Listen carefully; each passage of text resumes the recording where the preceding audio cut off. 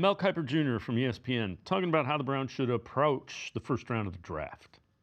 It's all offense, really. It's thinking about the offensive line. Multiple picks up front, maybe 3 offensive line brought into the fold, and wide receivers. Somebody can catch the football like Carnell Tate, Ohio State. Hope he's there. If he's not there, you got to think about Jordan Tyson, Arizona State, or Mekhi Lemon, USC. But then you're also going to be looking at Spencer Fondo, offensive tackle, Utah. Francis Mauigoa, offensive tackle, Miami. And the fast-rising Fielding Yates, favorite player, Monroe Freeling from Georgia. So when you think about offensive tackle and wide receiver, you got to get one at 6 and one at 24. They want to take the receiver at 6, get the tackle at 24, or vice versa. But those are the 2 positions that need help the most. Like I said, it's not just going to be 1 offensive lineman. It's probably going to be 3, maybe 4 brought in during this draft.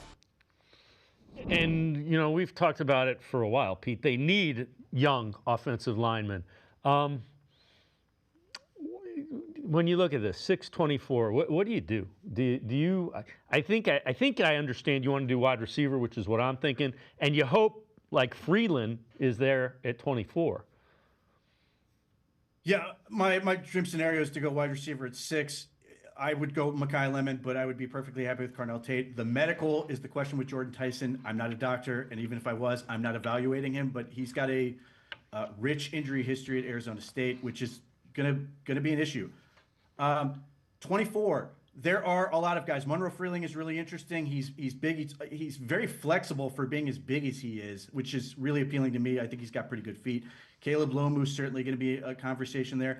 And then you get into guys that are sort of floating around. I think that 24-39 is going to have a lot of offensive linemen available. I think the Browns can easily get 2 of them that are going to be good, talented. Max Ihanachor, Nigerian kid, which is always a win for me, is extremely athletic. He's raw. He has soccer player feet, and is just getting better and better and better. I would have, if it was up to me, I would have made him the MVP of the Senior Bowl. He was so good in that event.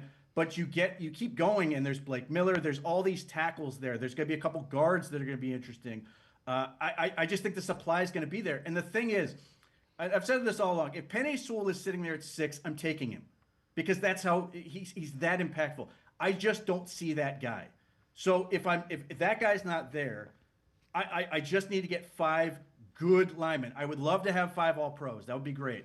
But I just need to have 5 good linemen. And you can get good linemen at 24, 39, and you can take more developmental guys at 70 so far down the board and just keep adding. And I've said all along, get a ton of bodies. Coach these guys up. Find the best 8 to 10. Go nuts in terms of that. Bring in 15 guys if that's what you need to do for the 90-man roster. That's fine. I don't have a problem with that. But just get as many of these guys as you can get. Coach them up and find the best 8 to 10 and just keep working. And then if you have to do it again next year, do it again next year. Is there any way you can see them going anything other than wide receiver or tackle? Can you see them going defense at 6 or 24? Yeah, I can because I had to be here last year watching them do that same thing at 5 and 33. Like clearly they are not afraid to take what they feel is the best player available. And I applaud them on that. But where I think it's going to be unrealistic in this scenario is, like, I know people love Caleb Downs. I know they think he's the best player in the draft in many cases. I think he's very good. I think he's a very high floor player. I think he can be a great safety.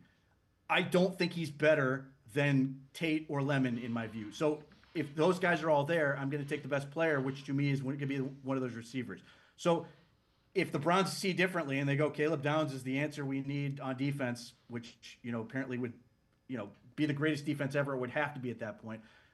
Okay, it's going to be a difficult explanation, but they had already did this with Mason Graham last year, which proved to be a smart pick. And ultimately, as mad as people may get for this idea of, oh man, we're doing defense again, if he's a great player, people will get over it real fast.